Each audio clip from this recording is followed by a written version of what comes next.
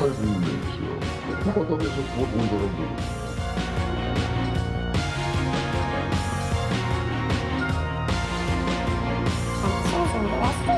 그냥 입맛 살짝 됐어. 근데 내가 맛이 갔어. 그때 이상하게. 그때 좀 술에 뭔가 탄 건가요? 그런 것 같아요.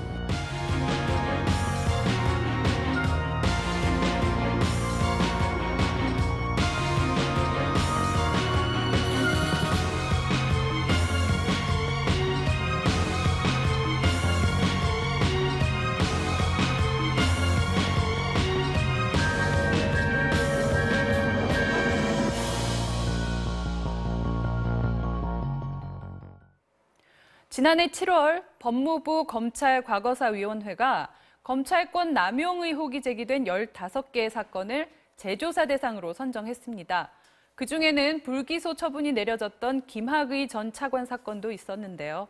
어제 PD수첩은 이 검찰과거사위 진상조사단이 과연 이 사건을 제대로 수사하고 있는지 들여다봤습니다. 그 취재 뒷얘기와 또 취재 과정에서 발견된 문제점들, 박건식 PD수첩 팀장과 함께 짚어보겠습니다. 어서 오세요. 자, 먼저 이 6년 전에 워낙 이 충격을 줬던 사건이죠. 별장 성접대 의혹.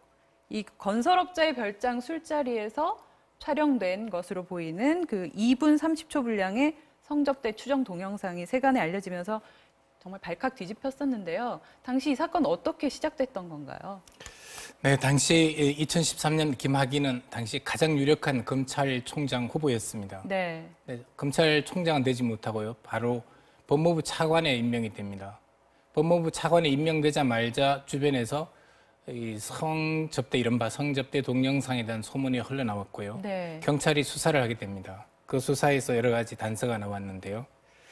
금방 앵커께서 말씀하신 것처럼 이 별장은 건설업자 윤중천이 소유한 별장이고요. 네.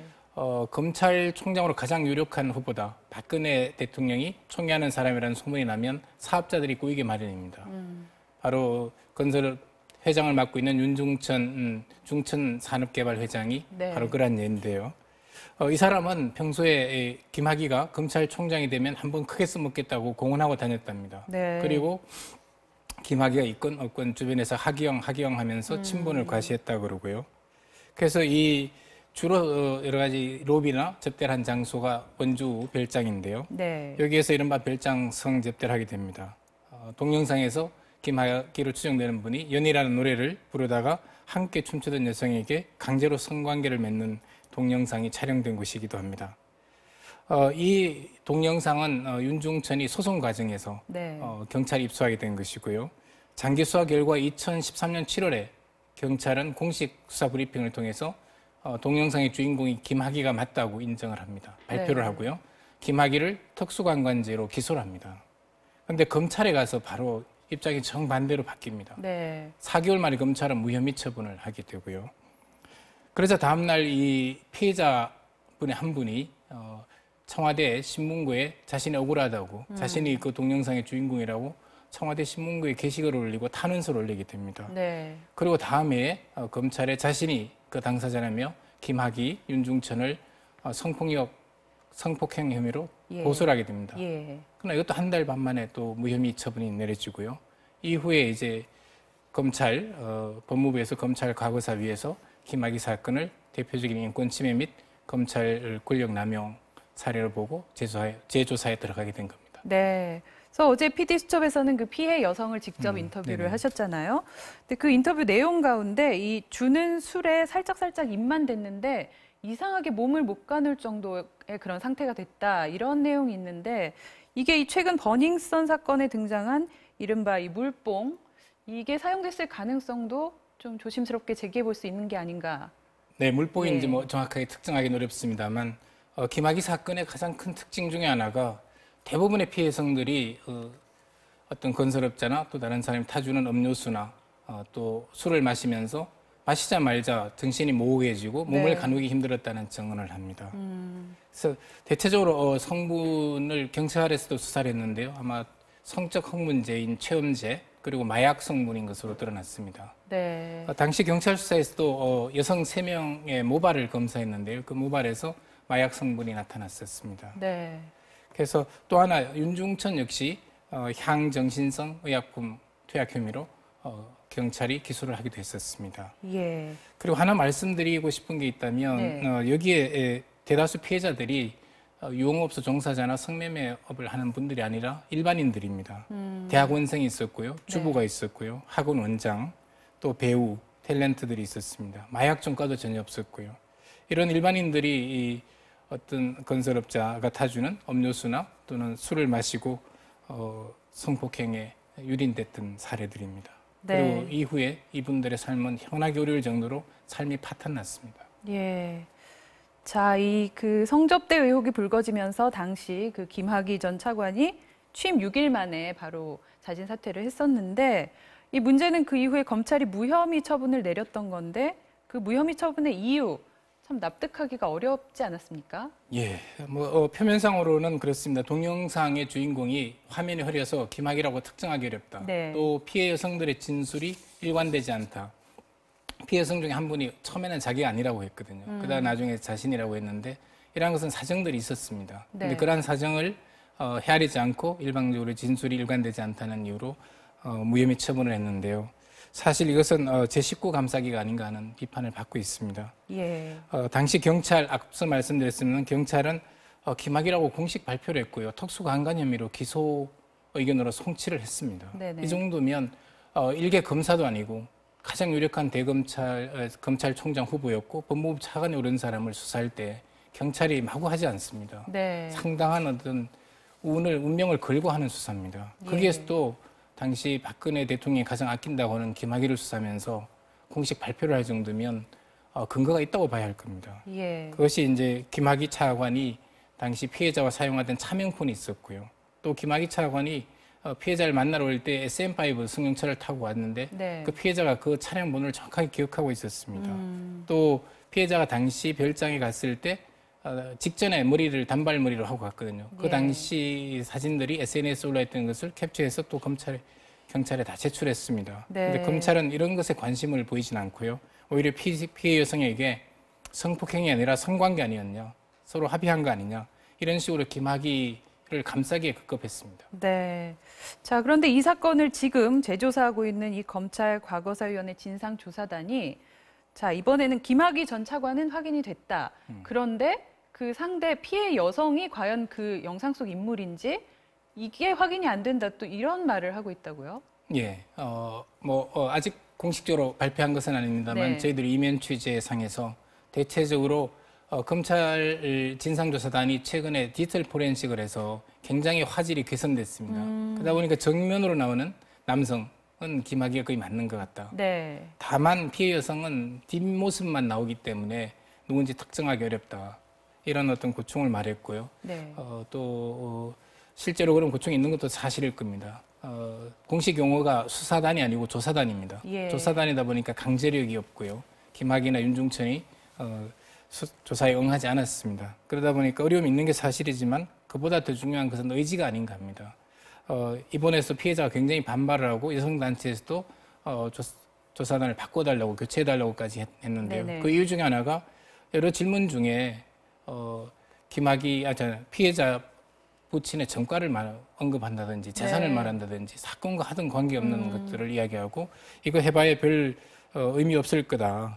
안 될 거라는 것을 미리 피해자에게 이야기해서 사실은 수사 의지가 없다는 것을 밝혔습니다. 네. 자, 이 해당 피해 여성이 이렇게 대검 진상조사단의 조사 과정에서도 어이없는 일들을 겪었다고 하는데요. 인터뷰 내용을 직접 한번 들어보시겠습니다.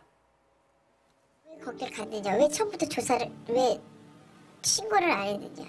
검찰 조사하듯이 치조하듯이 저한테. 제가 생각할 땐 이해가 안 가는데요. 이런 식으로 모든 질문이 제가 생각할 때는 이 부분이 이해가 안 가요. 저 있는 대로 얘기했어요. 검사님 같으면 그런 일 당했으면 식구들한테 제일 먼저 알려서 얘기하고 경찰 신고할 수 있을 것 같아요? 당사자는 그렇게 못한다고 얘기했어요. 뭐라고 하던가요? 가만히 있던데. 무너졌어요. 막 오기 시작하니까 미안하지만 별 기대하지 마시라. 나는 이렇게 답답해 죽겠는데 영상이 나오네 안 나오네 하면서 그러면 얼굴 보여주면서 웃으면서 찍었어야지 난가? 그게? 그거 말고도 얼마나 많은 사진들이 있는데 내가 죽어야지 증명되나 몇 번을 수십 번을 생각하다가도 용기 내서 살고 용기 내서 힘내서 살고 있는데 과거사위원회에서까지 저한테 그렇게 얘기하면 정말 저는 할 말이 없어요. 나 너무 억울해서 미쳐버릴 것 같아.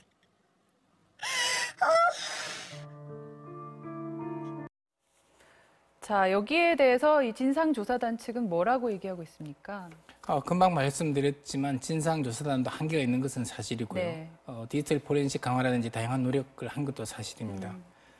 그러나 다만 이제 앞서 말씀드렸듯이 다양한 수사 기법들이 있고 노력을 할 수 있는 여지가 있습니다. 또 피해자 본인이 자신이 맞다고 스스로 나타난 것 아닙니까? 네. 그리고 피해자가 당시에 어떤 모발, 예. 당시의 머리 길이의 크기 또는 당시의 옷에 대해서도 상세하게 진술을 했었습니다. 그래서 또 특히 날짜에 대해서도 정확하게 기억을 했고요. 예. 윤중천이 해외 출국하기 직전이어서 정확하게 기억을 한다고 진술을 했습니다. 이러한 다양한 노력들을 할 수 있는데 저희가 봐서는 의지가 약간 부족하지 않나. 그리고 피해 여성에게 오히려 별 실효가 없을 것이라고 말하는 등 여러 가지 좀 제 식구 감싸기에 오히려 더 치중하지 않냐는 의문을 네. 품고 있습니다. 자, 이 진상조사단의 인적 구성 자체도 좀 처음부터 취약점이 있었던 거 아니냐 이런 지적도 있어요. 네. 뭐 다양하게 처음에 다양한 의문들이 제기됐고요. 사실 1차 수사, 2차 수사를 했던 검사가 그 진상조사단에 관련돼 있기도 했고요. 네. 사실은 가장 큰 어려움들이 이런 겁니다. 피해자에게 무혐의를 내렸던 그 검사에게 그 다음에 피해자가 자신이 맞다고 고소를 해서 검찰에 고소를 했지 않습니까? 그 배당을 다시 무혐의를 했던 검사에게 다시 재배당을 했었습니다. 네. 또 그리고 2018년에 진상조사단이 발족하니까 그 검사가 다시 진상조사단에 관련돼 있었던 겁니다. 이러한 것들을 봤을 때 정말 진정으로 이 사건을 진실되게 밝힐 의지가 있느냐 이런 비판을 받고 있습니다. 네, 또 상근자는 검사들 뿐이고 네. 외부 의원들은 사실 이렇게 수사에 적극적으로 참여하기 힘든 제약이 많다 이런 내용도 나오더라고요. 네, 그렇습니다. 검사가 두 분인데요. 실제적으로 어떤 형사 사건의 어떤 키를 쥐고 있고요. 이분들이 의지를 갖지 않으면 밑에 수사관들 있지 않습니까? 네. 검사 혼자 수사하는 게 아니고 네. 수사관들이 움직여줘야 됩니다. 그리고 나머지 분들은 변호사 분들인데 학자분들이거나 이분들은 형사 사건 어떤 수사 경험들이 약한 분들이 많이 왔었습니다. 예. 이러다 보니까 정말 의미 있는 시료를 갖기가 좀 힘들었다는 비판도 있습니다. 네. 자, 어제 PD 수첩에서는 이 김학의 전 차관의 아내가 피해 여성에게 보냈다는 문자 메시지의 내용도 공개됐습니다. 김 전 차관의 부인을 직접 만나 인터뷰도 했는데요. 그 내용도 잠깐 보시겠습니다. 전화번호의 주인을 만날 수 있었습니다. 자신이 김 전 차관의 아내임을 인정합니다. 그 동영상이라는 게 그게 그때 바로 생긴 것도 아니잖아요. 지금 수백 번, 수만 번 돌다가 나온 건데 그게 다시 밝아졌다. 우리나라에서 못 만드는 게 뭐였어요. 그리고 그 여자 얼굴이 나오는 거 아니잖아요. 지금 모든 사람이 지금 법정에 있는다니까 그거는 얼마든지 만들 수 있고 조작할 수 있다는 거예요. 혹시 동영상 보신 적 있으세요? 변호사들도 다 봤다고 그러더라고요. 뭐라고 하시던가요? 안 물어봤어. 동영상이 조작될 수도 있다는 것. 성폭행 의혹에 대한 입장은 무엇일까? 그 얼굴에 그 젊음에 그 지기를 가지고 강간 안 해도 술집에 가면 여자는 늘릴게 여자들이 돈만 주면 남자들 얼마든지 뭐 하라 뭐가 하셔갖고 뭐 그 여자가 무슨 진짜 고소행위를 해요 뭐 그렇게 뛰어난 인물을 내가 만나봤지만 뭐 그렇게 대단하다고 뭐 그 여자를 강간을 해요. 정리를 하자면 동영상이 조작됐다. 그리고 혹시나 그 영상 속의 남성이 남편이다 하더라도 성폭행은 아니다. 이런 주장이네요. 네, 그렇습니다. 맞다고 하더라도 상호 합의에 의한 성관계지 성폭행은 아니라는 네. 입장입니다. 사실 김학의 측은 2013년부터 피해자에게 다양한 접근을 했었습니다. 합의를 유도하려고요. 그리고 김학의 부인 역시 최근에 자주 피해자와 연락을 주고받거나 실제로 만난 적도 있습니다. 네. 문자에 나타난 것을 보면 피해자에게 언니라고 부르라고 하기도 하거나 또는 이제 협박을 하기도 합니다. 해외로 보내겠다 또는 뭐 다양한 협박을 하는데요. 또 이 피해자에게 가장 어려운 것이 이 성폭행을 당한 게 아니라 서로 좋아서 성관계를 한 것 아니냐는 시선입니다. 김학의 부인의 언급에도 이런 어떤 시각이 남아 있고요. 또 검찰 네. 수사에서도 그랬습니다. 그래서 이런 시설은 검찰 수사에서 가장 강하게 나타났는데요. 사실 우리 역시 그런 어떤 2차 가해를 하고 있지는 않나는 생각을 해봅니다. 우리가 이른바 별장 성접대 사건이라고 하는데 사실은 이 별장 성접대란 말 역시 어떤 성관계라는 의미를 함의하고 있지 않느냐는 생각을 하고요. 개인적으로는 별장 성폭력 사건으로 불러야 하지 않느냐라고 생각하고 있습니다. 예. 자, 이 어제 PD수첩에서는 또 이 과거사위 조사 대상 가운데 삼례 나라 슈퍼 사건도 다루셨는데요. 이 강도 사건 피해자들과 진범까지 나서서 이 무고한 사람들이 옥살이한 것에 대해서 책임을 져라 이렇게 지금 촉구를 하고 있던데 이 수사를 잘못했던 검사는 오히려 명예훼손을 당했다면서 손해배상 소송을 청구한 그런 그렇습니다. 기가 막힌 상황이죠. 예. 삼례 나라 슈퍼 사건이야말로 가장 인권을 침해한 사건입니다. 약간 정신지체 현상을 보이는 무고한 어떤 시민을 잡아서 조사를 했고요. 진범이 나타났습니다. 그리고 진범이라고 인정을 하고 부산지검에서 진범이라고 확정을 했습니다. 그럼에도 불구하고 이 사건을 부산지검에서 수사하지 않게 하고 원래 무고하게 수사를 했던 전주지검으로 옮겨서 역시 진범 안미라고 인정하게 만들고 억울한 사람을 옥살이를 시킨 사건입니다.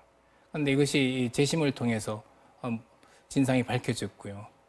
제조사위에서 조사를 했습니다만 제조사위에서 검사에게 잘못 없다는 판단을 내렸습니다. 그러자 검사가 오히려 이 억울한 피해자들에게 명예훼손을 당했다면서 3천만 원의 민사소송을 제기했습니다. 그 검사를 직접 찾아가셨는데 만나지는 못하셨죠? 네, 저희가 김현장에 근무하고 있었는데요. 저희들이 찾아갔더니 김현장의 답변이 최근에 사직을 했다. 이런 답변을 내왔습니다. 네. 자, 이 김학의 전 법무부 차관에 대한 건설업자 윤중천 씨의 성접대 의혹 사건, 검찰 내부 고위 관계자가 연루돼 있다는 이유로 스스로에게 칼을 대지 못하는 검찰의 모습이 국민들에겐 어떻게 비춰질까요?